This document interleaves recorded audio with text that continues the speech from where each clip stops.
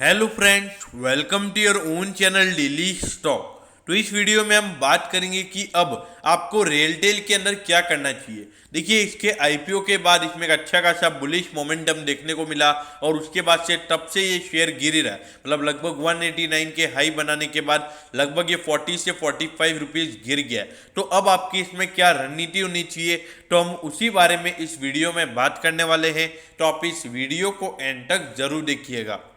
और दोस्तों, अगर आपको रोज इसी तरीके की अपडेट चाहिए तो आप प्लीज़ हमारे चैनल को जरूर सब्सक्राइब कर दीजिएगा, क्योंकि आपको रोज ये सारी अपडेट्स हमारे चैनल के ऊपर मिलने वाली है। तो चलिए शुरू करते हैं। देखिए, यहाँ पर क्वेश्चन आता है कि अब रेलटेल में क्या करना चाहिए। देखिए, जिन भी लोगों ने लिस्टिंग के दिन, मतलब जिस दिन रेलटेल लिस्ट हुआ था उसी दिन जिन्होंने रेलटेल को बाय किया था, तो वो तो अभी भी प्रॉफिट में ही है, और जिनको अलॉटमेंट आई थी वो भी अभी तक प्रॉफिट में ही है। लेकिन इश्यू बनता है उन लोगों के लिए जिन्होंने 175, 180, 185 जो 189 का हाई है उस पर जिन्होंने बाय किया है, उनके लिए एक इश्यू पैदा होता है कि उनको अब क्या करना चाहिए। देखिए, सबसे पहले आप अगर देखोगे तो हर आईपीओज में आपको कुछ ना कुछ गड़बड़ होती हुई नजर आ रही है। देखिए, अगर आप बर्गर किंग की बात करोगे तो बर्गर किंग का जो आईपीओ था, मतलब बर्गर किंग लगभग 110 या 115 के लगभग लिस्ट हुआ था और उसने हाई कितना बनाया था, 213 का बर्गर किंग ने हाई बनाया था। फिर उसके बाद बर्गर किंग को तो इन्होंने एकदम से, मतलब लगातार 2 दिन लोअर सर्किट लगाया था। फिर लोअर सर्किट लगाने के बाद बर्गर किंग थोड़ा थोड़ा गिरता गया और आज बर्गर किंग का रेट 140 रुपए आ गया है और वो कब से 140 से 150 के बीच में ही घूम रहा है। तो देखा जाए तो बर्गर किंग में अब ऑपरेटर का कोई, मतलब ऑपरेटर रहा ही नहीं है। ऑपरेटर ने अपना पूरा माल बेच दिया है। अब उसके अंदर बर्गर किंग के अंदर वॉल्यूम ही काम नहीं होता है। मतलब दिन का करीबन 5 से 6 लाख का वॉल्यूम है उसका, उससे ज्यादा वॉल्यूम में काम भी नहीं होता है। तो देखा जाए तो यहाँ पर ऐसा ही आपको कुछ रेलटेल में होता हुआ भी नजर आ रहा है। देखिए, रेलटेल 109 रुपए के लगभग लिस्ट हुआ था, फिर 109 के बाद इसको चढ़ाया, फिर चढ़ाते चढ़ाते 189 तक इस शेयर को लेके चले गए।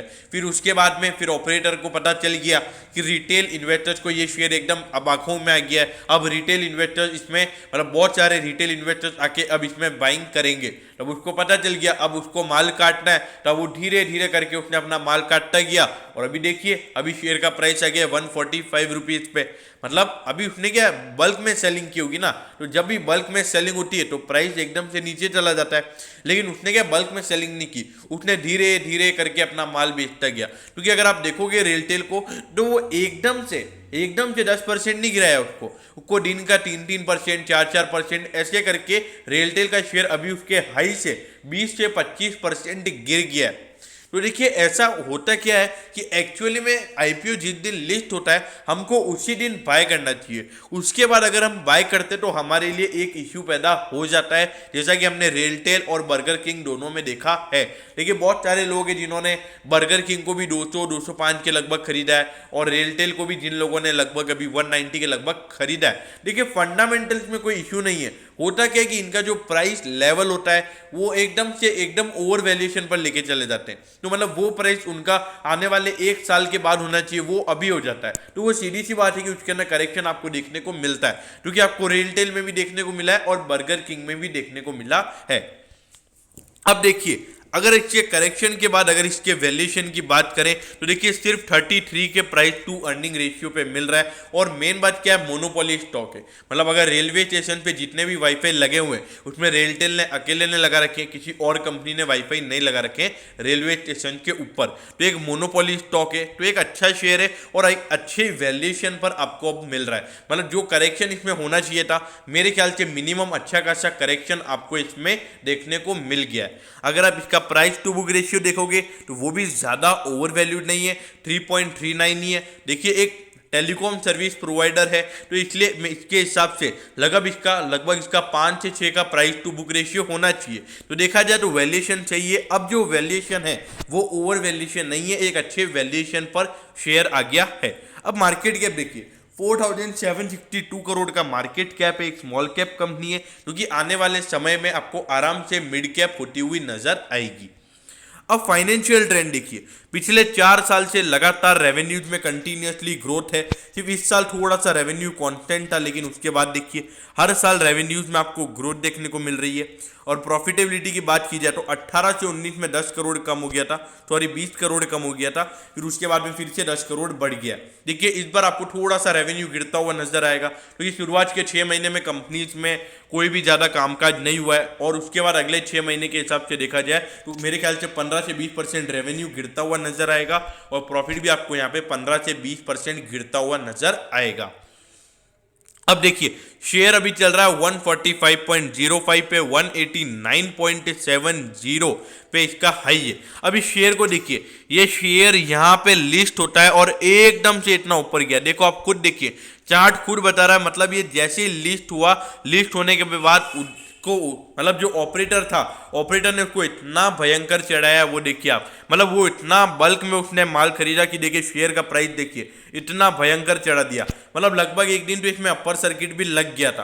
तो देखिए, तो इसीलिए मैं यही बोलूंगा कि ऐसे जो ऑपरेटर ड्राइवन स्टॉक्स होते हैं उनसे आप दूर रहिए, क्योंकि जो अगर आपको आईपीओ में अलॉटमेंट नहीं मिला है तो आप आईपीओ में लिस्टिंग के दिन ले लीजिए। लिस्टिंग के बाद जब वो आराम से 50-60% बढ़ जाता है, अब उसके बाद बाय करते हो, जब उसके बाद उसमें कोई वैल्यूएशन बचता ही नहीं है, एक अच्छे प्राइस लेवल बचता ही नहीं उसका, उसके बाद आप बाय करते हो, तो ऐसा नहीं चलता है।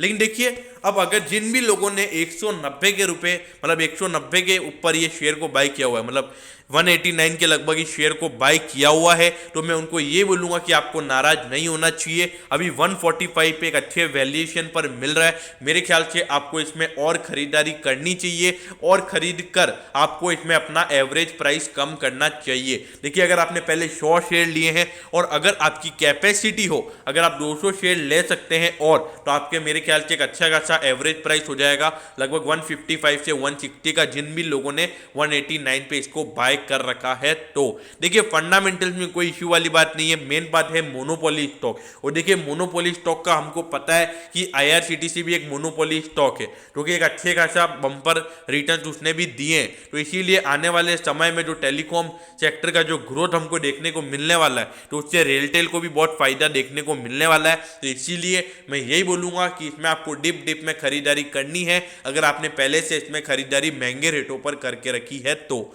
और शॉर्ट टर्म व्यू की अगर मैं बात करूं तो यहाँ पे 160 के लेवल के लिए वेट कीजिए, मतलब लगभग 161-162 के लेवल पे बाय कीजिए, और 190 का टारगेट अब तब से मान के चलें। तो दोस्तों, और हाँ, जिन लोगों को अभी भी इसमें इन्वेस्ट करना है, तो देखिए जो लोग 190 पे इसको बाय करने वाले थे उनको मैं यही बोलूंगा कि अब 145 एक अच्छे करेक्शन पे मिल रहा है, 20 से 25% का करेक्शन आ गया है, तो अब आप इसमें बाइंग कर सकते हैं। तो इसीलिए आप इस प्राइस पर भी इसको बाय कर सकते हैं। तो दोस्तों मैं होप करता हूँ आपको अच्छे से समझ में आ गया होगा कि अब आपको रेलटेल में क्या करना चाहिए। तो मैं होप करता हूँ अगर आपकी कोई भी क्वेरीज है तो आप कमेंट सेक्शन में कमेंट कर दीजिएगा, मैं ज़रूर आपके कमेंट पर रिप्लाई करूँगा। तो दोस्तों अगर आपको वीडियो अच्छा लगा हो तो प्लीज़ वीडियो को लाइक कर दीजिएगा, और रोज़ इसी तरीके की अपडेट्स पाने के लिए चैनल को सब्सक्राइब करना ना भूलें। Okay, thank you, have a nice day.